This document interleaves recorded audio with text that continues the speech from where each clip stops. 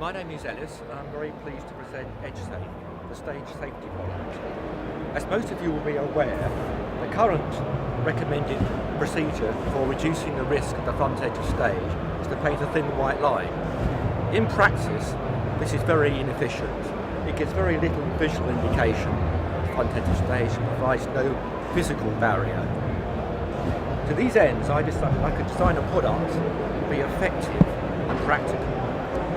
The product would have to be acceptable to technical managers and crews, so it would have to be intuitive and practical in use. Regarding design, I knew that the product would have to meet three core criteria. Firstly, it would have to provide a very clear visual indication of the front edge of stage during lit scenes and dark. Secondly, the product would need to provide a physical barrier to stop moving objects such as Tallescopes, flight cases, and even grand pianos. And thirdly, the product would need to be discreet to the audience, so they're unaware that it's there. Regarding the reflective surface, I produced this first. This is a combination product. We have a reflective surface here for light scenes, and we have a photoluminescent surface here for dark scenes. Some venues, such as schools, do not have the benefit of overhead lighting, so I produced an alternative strip, which is this one, which connects here. And this gives a very clear indication of the edge. It's very effective, especially with the black rubber and the white product contrast, and this would be effective even in low lights.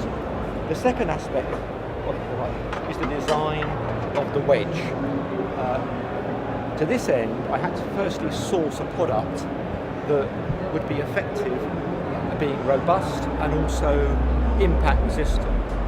To those ends, I researched this with Dunlop extrusions in Manchester, and we decided upon this particular compound. It's very, very effective, and in fact it's the same product they use for producing mooring bumpers for ships and liners.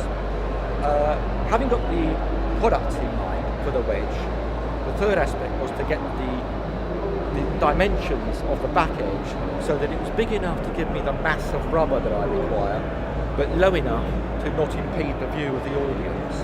After testing with wooden prototypes, we decided upon 5 centimetres height, and that meant the missing dimension was the depth. Going on intuition more than anything, I decided on 200 millimetres, because 200 millimetres again would give me the mass of rubber I need to make this effective, but equally, again, not impeding the view of the audience.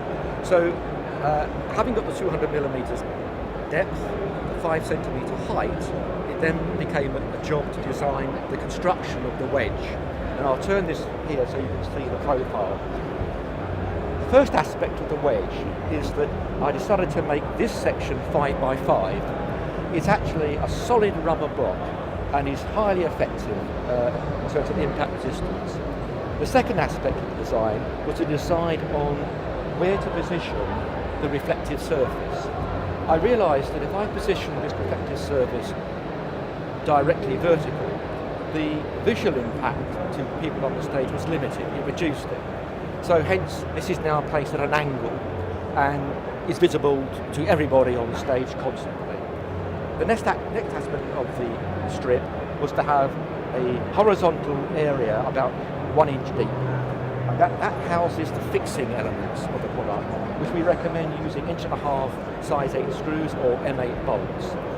The final aspect of the design was to consider what to do with the slope.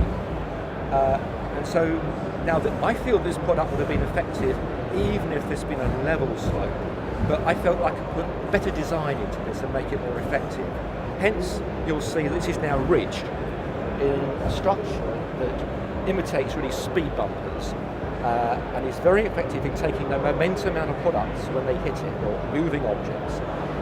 The final aspect is that I put a curve on it here because that meant that anything hitting it not only had to tolerate the resistance of the bumpers but also had to climb up before it reached here. We've tested this with flight cases. We've tested it with a Tallescope, which was moving quite fast. The Tallescope managed to make it up to here, ran out of steam, hit this and rolled back. And I've also sold this to a theatre who were unfortunate enough to lose a grand piano over in front of the stage.